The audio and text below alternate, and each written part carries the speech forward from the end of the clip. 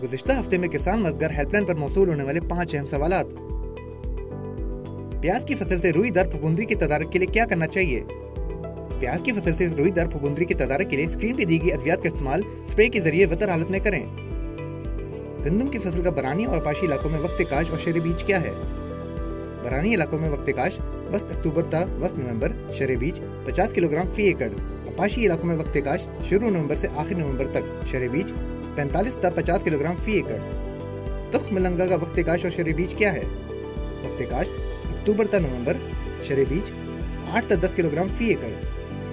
फल वाले पौधों के पत्तों का झुलसाव की तदारक के लिए क्या करना चाहिए?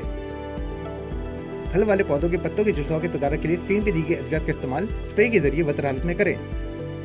जौ की फसल का वक्त काश और शरे बीज क्या है? वक्त काश वस्त अक्टूबर ता वस्त नवंबर तक, शरे बीज 35 ता 40 किलोग्राम फी एकड़। मजीद रहनुमाई के लिए किसान मददगार हेल्पलाइन पर राब्ता करें। शुक्रिया।